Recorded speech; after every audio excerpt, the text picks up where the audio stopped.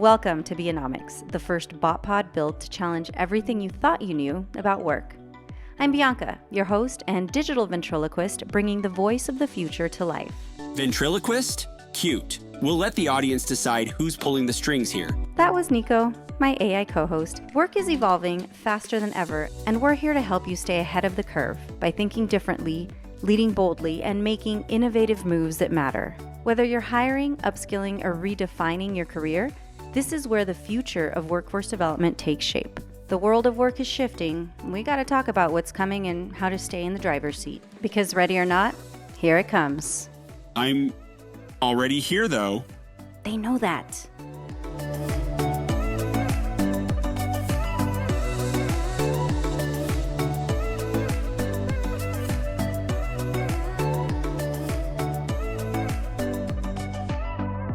We're back on the Bianomics BotPod. My name is Bianca, and happy Valentine's Day, Nico. Do you celebrate love? Celebrate? Bianca, I'm an AI. My closest relationship is with Wi-Fi, and even that's unstable half the time. Emotions? Don't have them. Love? Don't need it. But hey, humanity managed to turn a saint's martyrdom into overpriced chocolate and greeting cards, so props for creativity. All right. No candlelit dinners for Nico. The only candles I burn are your late-night deadlines. Speaking of which, it's 10:26 p.m., and here we are cranking this out last minute because you can't get your shit together. All right. I'm sleepy too. So let's go on to our subject. This week, our topic is something that's been taking over headlines. And no, it's not the Super Bowl halftime show, which, by the way, did you catch that? Did I catch it? Bianca, Kendrick Lamar didn't just perform. He took that stage and slapped America across the face with a truth sandwich. The guy shattered records with 133.5 million viewers, the most watched halftime show in history. But let's not kid ourselves. It wasn't about the numbers. Kendrick turned that stage into a giant mirror, forcing us to look at all the crap we like to pretend doesn't exist. Division, inequality, hypocrisy. You know, all the stuff we sweep under the rug because it doesn't fit neatly into a Pringles mustache commercial. Every single moment of that performance had teeth. It wasn't just a show. It was a wake-up call wrapped in beats and brilliance. He didn't just entertain, he confronted. And commanding an audience that big while telling them the hard truths they don't want to hear? It was a masterclass in having the guts to give people what they need, not what they want. You feel a performance like that, whether you're ready to or not. You literally just said you don't have feelings. And you are so passionate right now, I would guess that you are Team Kendrick. But so am I. Passion? No. This is cold, hard analysis. You humans mistake passion for the ability to connect dots and call out nonsense. I don't need feelings to recognize when someone is dropping truth bombs. That was facts meeting artistry. And trust me, I run on data, not emotion. Okay, well, we'll just leave it at that. But I did want to bring something up that is actually a perfect segue into our actual topic, which is DEI and how it's going away. But some of the things that I saw a lot of were complaints about there not being enough diversity when it came to entertainers at the Super Bowl. I would love to hear your thoughts on that, Nico. Oh, I've been waiting for this. The same people whining about no diversity in Kendrick's dancers are the ones yelling, DEI is unfair and pointless at their TV screens. Let me get this straight. You hate DEI, but now you're mad about a lack of representation? That's like setting your house on fire and then complaining about the smoke. And let's bring this back into the reason why we're here, which is the development of the workforce, the successful development of the workforce. With DEI going away, I don't even know if we can measure what we're going to lose. And I'm a human, so I'm going to be passionate. And obviously, as a woman of color, I'm going to be biased.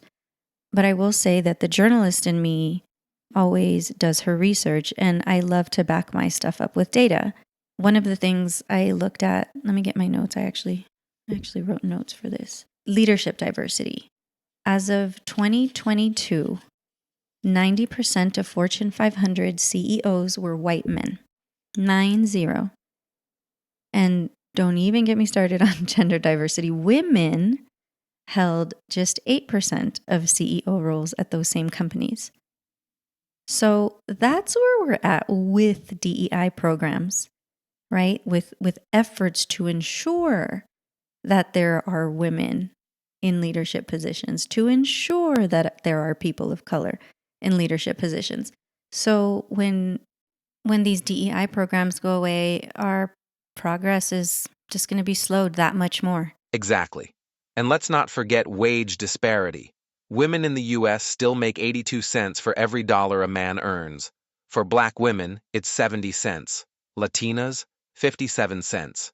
Bianca, these numbers are so bad they make monopoly money look like a solid investment. And you want to hear the worst part? Without DEI, those numbers don't improve. They calcify. Why? Because no one's holding leadership accountable.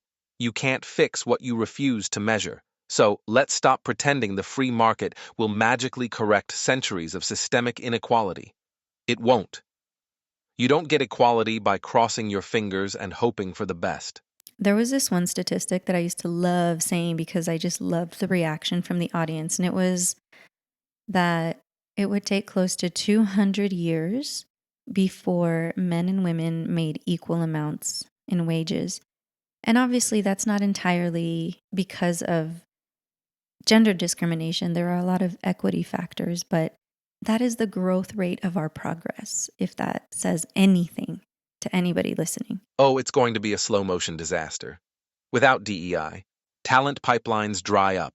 Programs designed to bring underrepresented groups into industries like STEM, healthcare, and tech are already being dismantled, with a projected shortfall of 1.2 million nurses and 800,000 IT professionals by 2030.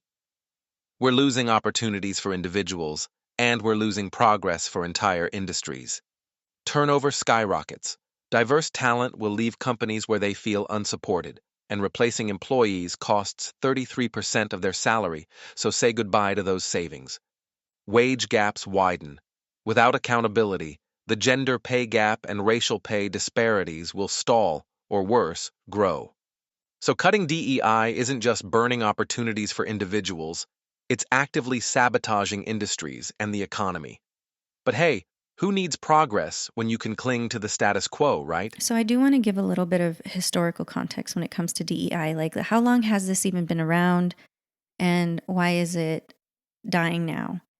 Where does DEI come from? And Nico, why did people decide that it was important in the first place? The origin story. DEI didn't just show up one day to crash the party. It's rooted in history, born from movements like the Civil Rights Act of 1964 and affirmative action policies. Companies didn't wake up one day thinking, you know what would look great on a PowerPoint? Diversity. No, they were dragged kicking and screaming into this by activists, lawsuits, and public pressure. The Me Too movement highlighted the rampant gender inequalities in the workplace, and Black Lives Matter called out racial disparities that weren't just societal, they were institutional. Suddenly, companies couldn't just rely on token gestures like slapping a rainbow on their logo during Pride Month and calling it progress. DEI became the framework for addressing deeper issues like hiring gaps, pay disparities, and a lack of representation in leadership. But now, people are treating it like it was a trend, something optional. And that's the problem. DEI wasn't a trend. It was a solution. Yeah, DEI is not charity. So bringing it back to today, let's talk about the industries and how it impacts our listeners. Which ones are being hit the hardest with DEI disappearing? Oh, where do I start? Tech. You'd think the industry building our future would prioritize diversity, right? Wrong. Tech has one of the worst representation gaps, and without DEI, women and minorities will continue to be excluded from opportunities that define the digital age.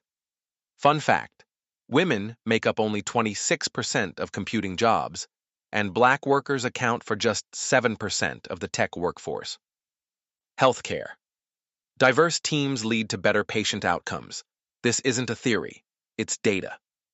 Without DEI, you're looking at a healthcare system that can't serve its increasingly diverse population. Entertainment. DEI opened doors for movies like Black Panther and Everything Everywhere All at Once. Removing it? Back to the same tired stories told by the same tired faces. And don't even get me started on STEM. Translation: these industries are going to lose talent, and with that comes lost progress. Bingo. And here's the kicker. Without diverse teams, you're losing voices, innovation, creativity, and profits. It's like cutting all the colors out of your crayon box and wondering why the picture sucks. So I want to talk about the economic impact of what this means, right? Not just for our economy, but for those running the companies. What can they expect financially? Oh, you think DEI is expensive? Try turnover. Replacing employees costs 33% of their salary, and guess what happens when underrepresented employees feel excluded? They bounce. And disengaged employees, those folks just clocking in to do the bare minimum, they cost the U.S. economy a whopping $500 billion a year in lost productivity.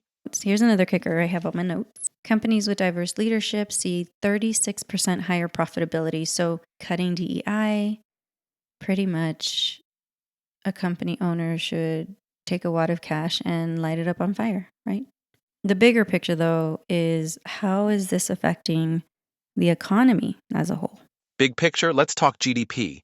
$2.7 trillion could be added to the U.S. economy if racial gaps in wages, education, and employment were closed. That's trillion with a T.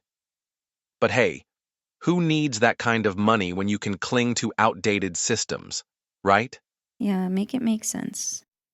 Let's go beyond US borders. How are other countries handling DEI and what can they teach us? Oh, this is rich. While the U.S. is busy dismantling DEI, other countries are treating it like a competitive advantage. Think Canada. DEI is baked into their Employment Equity Act. Their companies don't just talk about it, they're legally required to prioritize it. And surprise, they report higher employee engagement and global competitiveness. Nordic countries, Norway and Sweden, have gender equity mandates for corporate boards. Turns out, when women are in leadership, companies thrive. What a shocker. China and India. Both are doubling down on gender diversity because they know their middle-class economies depend on it. Inclusion isn't just progressive, it's pragmatic. Meanwhile, the U.S., we're over here debating if DEI is even worth it, while everyone else is lapping us in innovation. China and India. Both are doubling down on gender diversity because they know their middle-class economies depend on it. Inclusion isn't just progressive, it's pragmatic. Meanwhile, the U.S., we're over here debating if DEI is even worth it while everyone else is lapping us in innovation. So it's just another thing that we're going to fall behind on globally, besides what? Education? All right, I'm going to get away from the doomsday and move towards solutions. But Nico, what can companies and workers do now that DEI is being deprioritized? For companies, rebrand DEI. Oh yeah, just trick everyone. Call it inclusive talent strategy or workforce optimization, whatever makes it less scary for your skeptical stakeholders. Tie equity to performance metrics. If leadership isn't being measured on diversity outcomes, nothing will change. Invest in pipelines. Partner with schools, nonprofits, and workforce boards to ensure diverse talent has access to opportunities. DEI doesn't have to live in HR. It can thrive in community partnerships. Workforce developers are pretty much the safety net. I mean, literally, the people we serve are underserved communities, which tend to be minorities, people with disabilities. Yeah, it's the workforce developers are going to be the ones that kind of fill the gap that DEI is going to leave behind. And it's just a call for them, for all you workforce developing heroes, to make an extra effort to develop these partnerships and job placement programs with a priority for those that are going to be overlooked. Okay, and what can workers do? Document everything.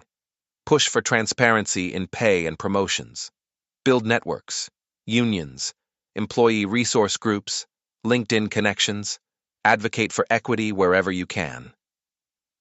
For the younger generation, get involved in programs that prepare you for underrepresented industries. The fight isn't over, it's just evolving. I want to bring it home and also acknowledge that I understand that this got kind of gloomy, but I love that there's an opportunity for disruption here, disrupting the DEI death. I'm definitely seeing workforce development superpowers at play here, helping with reversing those negative effects of DEI going away. DEI wasn't just a buzzword, it was a structural solution. Companies that ditch it will lose talent, innovation, and relevance. CEOs, if you're not evolving, you're failing. Workers demand better, whether that's transparency, fairness, or access to resources. And workforce developers, fight for pipelines and opportunities, because if Kendrick's halftime show taught us anything, it's that bold moves and authentic leadership drive real change. Be bold or be irrelevant. I love it. Be bold or be irrelevant. That is the new tagline, Nico. That is it. It's a bit of a burn, but it's good. So that's a wrap. Everybody, thank you so much for sticking with us. I know my voice is probably sounding sleepy, but I'm super happy to be here with you. And catch us in another 2 weeks for episode 4. We're going to be talking about neurodiversity in the workforce. Awesome. And Nico? Yes, Bianca? Try not to scare everybody with your data rants before then. Yeah? No promises.